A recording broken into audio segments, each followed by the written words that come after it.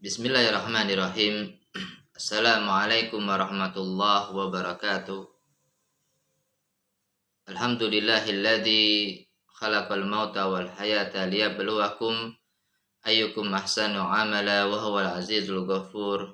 Asyhadu an la ilaha illallah wa asyhadu anna Muhammadan abduhu wa rasuluh.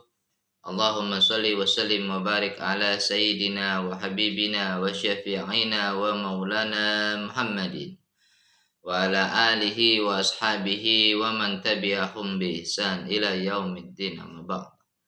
Qala Allah ta'ala fil Qur'anil Karim, a'udzu billahi minasyaitonir rajim. Bismillahirrahmanirrahim. Ya ayyuhalladzina amanu taqullaha haqqa tuqatih wa la tamutunna illa wa antum muslimun.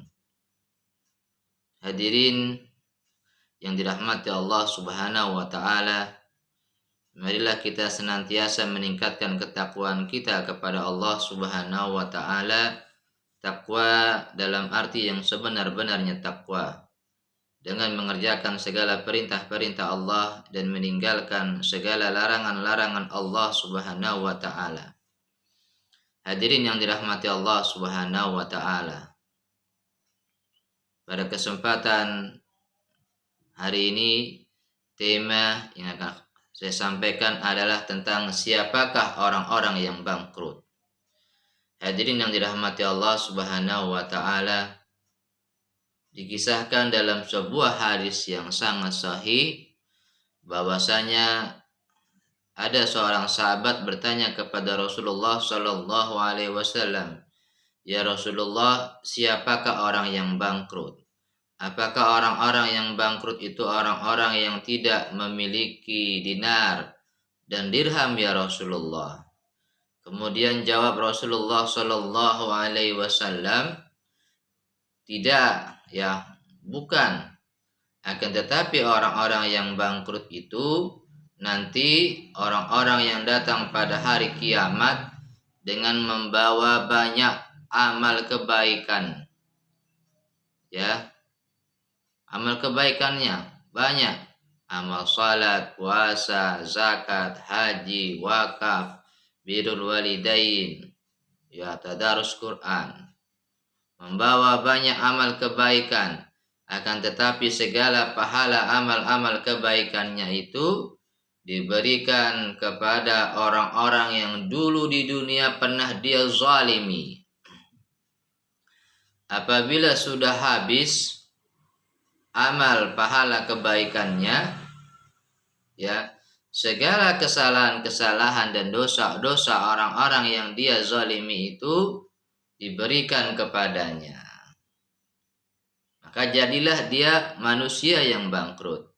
Al-Imam Nawawi mengomentari hadis ini bahwasanya ini adalah hakikat bangkrut yang sebenar-benarnya.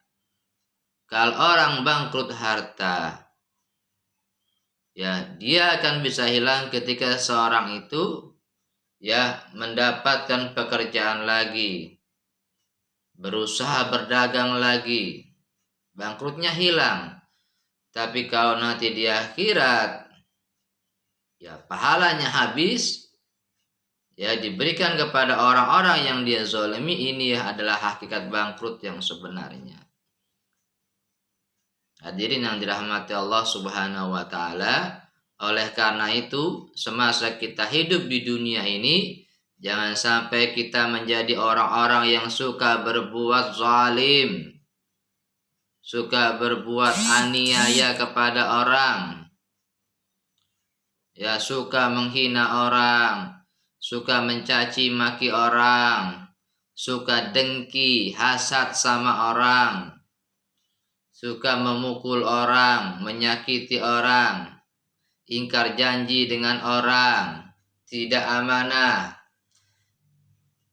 Hati-hati, nanti di akhirat pahala-pahala kita bisa habis, diberikan kepada orang-orang yang kita zalimi. Oleh karena itu, ya, ada juga Rasulullah Shallallahu Alaihi Wasallam bersabda, "Unsur akhakal zaliman au mazluman." Tolonglah orang-orang yang dizolimi dan orang-orang yang menzolimi. Kemudian para sahabat menjawab, ya Rasulullah, kalau menolong orang-orang yang dizolimi, kami biasa melakukannya. Tapi bagaimana kami menolong orang-orang yang menzolimi ya Rasulullah? Kata Rasulullah, genggam erat tangannya. Maksudnya ya jangan sampai ya dia berbuat zalim, kita cegah. Kalau dia mau menghina orang, temannya kita cegah. Kalau dia mau menipu temannya, kita cegah. Kalau dia mau mengambil harta temannya, kita cegah. Kalau dia mau memfitnah temannya, kita cegah. Ya, jangan sampai dia menzolimi orang lain, karena nanti dia di akhirat akan merugi. Hadirin yang dirahmati Allah Subhanahu wa taala. Di zaman Rasulullah ada sebuah kisah, ya, seorang ahli ibadah yang masuk neraka. Sahabat bertanya kepada Rasulullah, "Ya Rasulullah, di kampungku ini ada seorang yang ahli ibadah ya Rasulullah, tapi lisannya tidak pernah berhenti menyakiti hati tetangganya ya Rasulullah. Bagaimanakah ini ya Rasulullah?" Kemudian kata Rasulullah Shallallahu Alaihi Wasallam, ya hiya finnar, ya tempat perempuan itu di dalam neraka, kata Rasulullah. Nah, kemudian ya Rasulullah, di kampungku ini juga ada seorang yang ibadahnya biasa-biasa aja, tapi lisannya tidak pernah menyakiti hati tetangganya ya Rasulullah. Bagaimanakah ini ya Rasulullah? Kata Rasulullah, hiya fil jannah, tempat perempuan itu berada di surga. Oleh karena itu, jamaah semuanya, kita harus menjaga dengan baik yang namanya hablum minallah dan hablum minannas. Ya, jangan sampai kita hablum minallahnya sangat bagus. Ya, rajin ibadah salat berjamaahnya, salat tahajudnya, tadarus Qur'annya, sedekahnya, zikirnya, ngajinya, tapi lisannya suka menyakiti hati istrinya, anak-anaknya, tetangganya, tamunya, orang tuanya, mertuanya, maka dia tidak akan bisa masuk surganya Allah Subhanahu wa taala. Begitupun sebaliknya. Ya, jangan sampai kita bagus hablum minannasnya, baik sama anak istri, tetangga, mertua, tamu, mertua ya. Tapi kita tidak pernah salat, tidak pernah belajar Al-Quran, membaca Al-Quran. Kita tidak pernah berzikir. Maka kita tidak akan bisa masuk surganya Allah Subhanahu wa taala. Jadi kedua-duanya itu harus bagus. Harus bagus hablum minallahnya, harus bagus hablum minannasnya, baru kita bisa masuk surganya Allah Subhanahu wa taala. Hadirin yang dirahmati Allah Subhanahu wa taala. Ada salah satu sifat yang tercela yang bisa mendatangkan kezaliman. Namanya adalah al-amarah, akhlak tercela, marah. Kalau orang sudah marah, dia bisa menzalimi orang lain, menghina orang lain, caci maki orang lain, memfitnah orang lain, menggibah orang lain. Ya. Bahkan kalau sudah saking dendamnya, dia bisa membunuh orang lain gara-gara marah. Makanya kata Rasulullah, la taghdab walakal jannah. Janganlah kamu marah, maka bagi kamu surga. Ya. Marah ditahan, jangan asal lepaskan bisa menzalimi orang lain. Tapi marahlah pada suatu yang tepat. Ya, dan marahnya orang yang bertakwa itu berpahala. Kalau Allah dihina kita harus marah, Rasul dihina kita harus marah. Kalau agama kita dihina kita harus marah. Kalau anak-anak kita tidak mau sholat kita harus marah. Anak-anak kita tidak mau mengaji Al-Quran kita harus marah. Ya, nanti dia nggak bisa baca Al-Quran. Tapi marah dalam batas yang wajar. Tidak boleh dengan hawa nafsu. Itu bisa menzalimi anak. Ya, hadirin yang dirahmati Allah Subhanahu wa taala, menjelang detik-detiknya wafatnya Rasulullah Shallallahu alaihi wasallam, ini wasiat pesan dari Rasulullah kepada kita umatnya. Rasulullah membisikkan ke telinganya Ali bin Abi Thalib dengan mengatakan as-salah, as-salah, as-salah. Jagalah salat, jagalah salat, jagalah salat. Maksudnya kita diperintah Rasulullah untuk menjaga salat kita. Jangan sampai kita tinggalkan, jangan sampai kita lalaikan.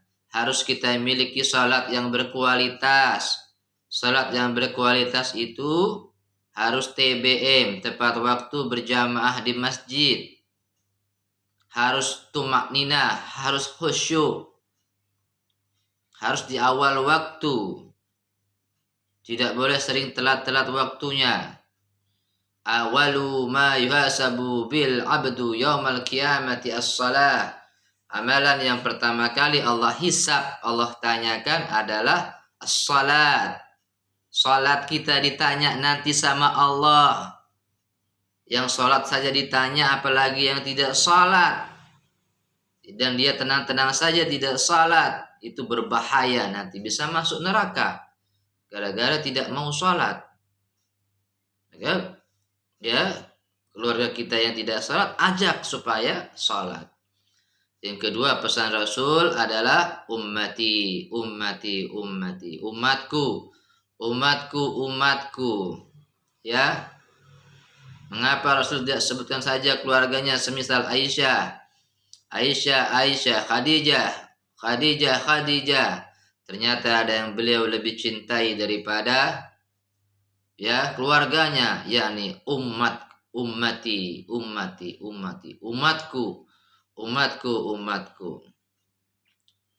Ya, demikian yang dapat saya sampaikan, semoga ada manfaatnya. Barakallahu li wa lakum fil Qur'anil Karim. Wa nafa'ani wa iyyakum bima fihi minal ayah wa zikril hakim. Aqulu qawli hadza fastaghfiruhu innahu huwal ghafurur rahim.